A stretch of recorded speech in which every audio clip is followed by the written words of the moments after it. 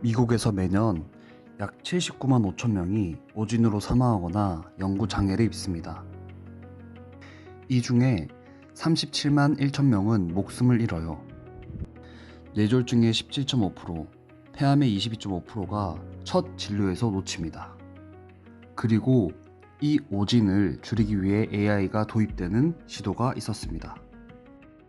근데 AI가 정말 의사보다 나을까요? 데이터를 보면 대답이 생각보다 훨씬 복잡합니다. 이 영상은 의료적 조언이 아닙니다. 2024년부터 2026년 사이에 발표된 임상 연구 데이터를 정리한 것입니다. 사실 AI가 의사를 따라잡기 시작한 첫 신호는 시험장에서 나왔습니다. AI가 의사 면허 시험을 풀기 시작한 거예요.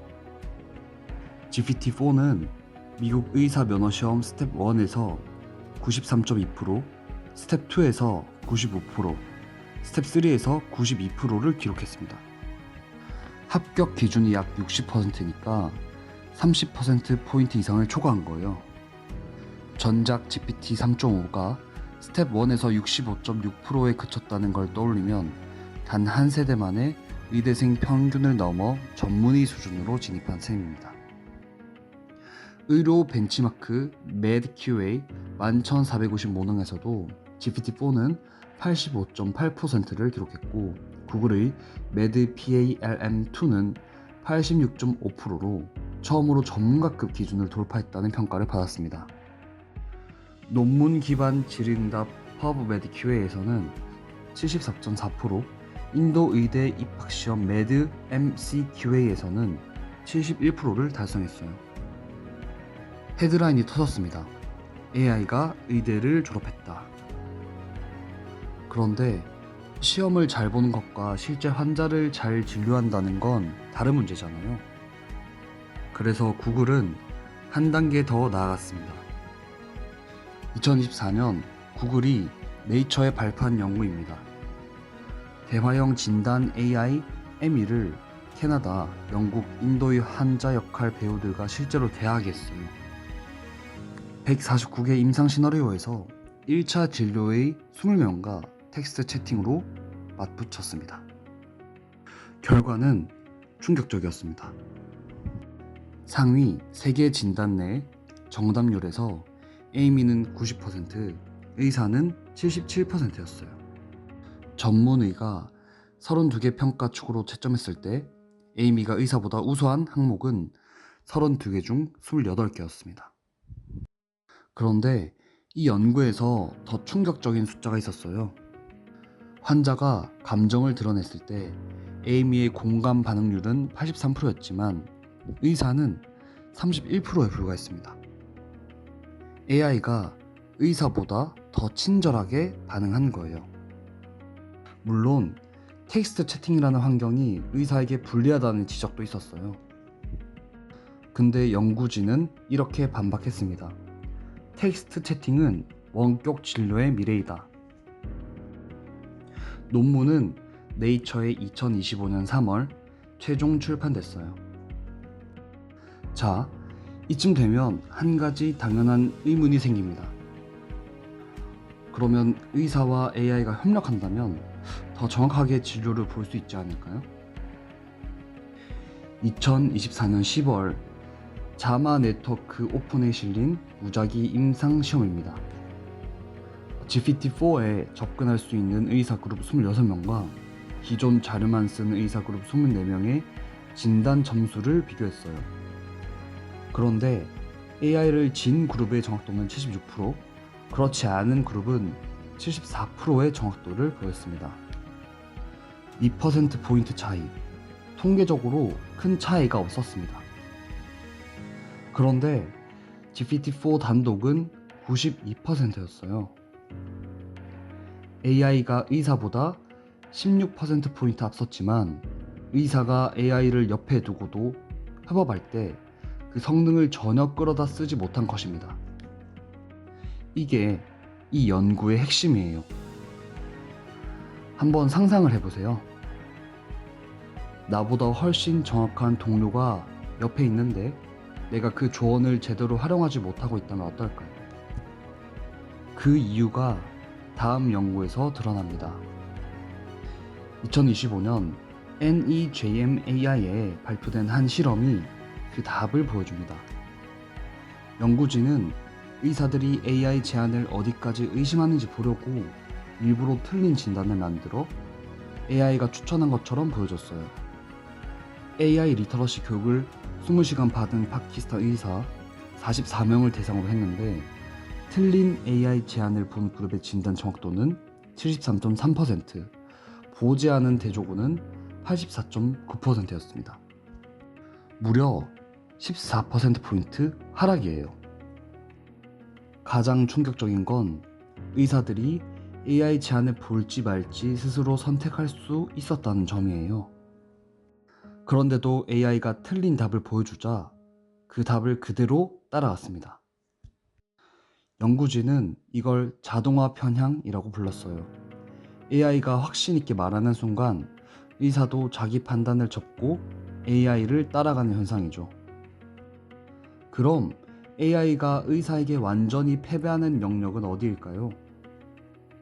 2026년 4월 자마 네트워크 오픈에 발표된 매스 제너럴 브라이햄 연구팀의 연구입니다.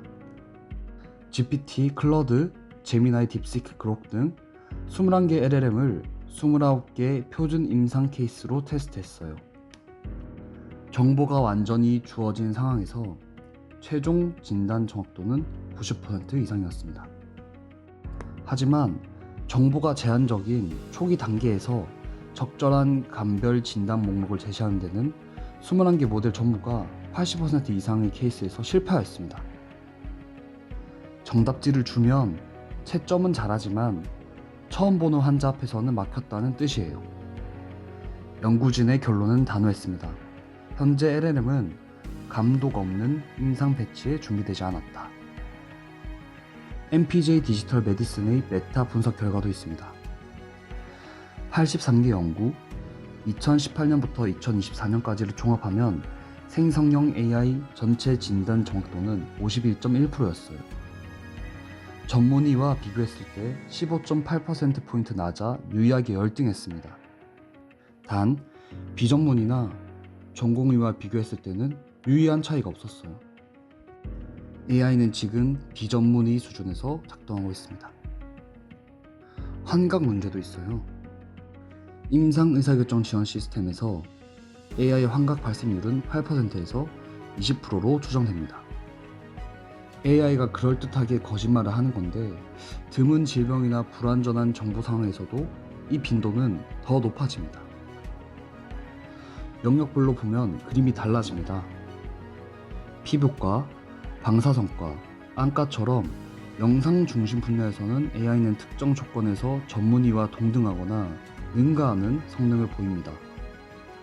흑색종 탐지 AUC는 0.94 이상이고 CT 폐결점 탐지 민감도는 95%에 달해요. 반면 복잡한 다기관 임상 추론, 희귀 질환, 초기 증상 감별 진단에서는 아직 전문의에 크게 못 미칩니다. 그러면 협업이 답일까요? 하지만 아까 봤듯이 그냥 AI를 옆에 두는 것만으로는 오히려 더 나빠질 수 있습니다. 성공한 협업 사례를 보면 공통점이 있어요. 스웨덴에서 진행된 유방 촬영 AI 보조 스크리닝 임상 시험입니다. AI 보조 판독은 방사선 의사 단독보다 20%더 많은 유방암을 발견했어요. 그리고 방사선 의사의 업무량은 44% 줄었습니다. 비결은 같이 보는 방식이 아니었어요. AI가 먼저 정상 케이스를 걸러내고 방사선 의사는 의심스러운 케이스에만 집중하는 역할 분류였습니다. 파이프라인을 나눈 겁니다. 에릭 토폴을 비롯한 연구자들이 덴마크 데이터에서도 같은 패턴을 발견했습니다. AI를 별도 스크리닝 레인으로 쓸 때 진단 정확도와 처리 속도가 동시에 올랐어요. 함께 보는 것이 아니라 역할을 분리할 때 시너지가 생깁니다. 그렇다면 왜 의사들은 AI를 제대로 활용하지 못했을까요? 자마 얼시티의 저자들은 이렇게 결론 지었어요. AI 도입의 성패는 모델 성능보다 훈련과 시스템 설계에 달려있다. AI를 도구로 주는 것만으로는 충분하지 않습니다. 의사가 AI를 올바르게 다루는 훈련을 받고 협업 인터페이스가 최적화되어 있어야 해요. 좋은 AI가 좋은 의사를 만드는 게 아니라 좋은 시스템이 AI와 의사 모두를 더 잘 쓸 수 있게 만드는 겁니다. 데이터를 정리하면 이렇습니다. AI는 시험에서 의사를 이깁니다. 영상 판독 같은 특화 분야에서는 전문의 수준에 근접합니다. 하지만 정보가 부족한 초기 진단, 희귀 질환, 복잡한 추론에서는 아직 전문의에 크게 못 미쳐요. 그리고 역할 분리 없이 AI를 의사 옆에 붙여놓기만 하면 오히려 의사의 판단력을 흐릴 수 있습니다.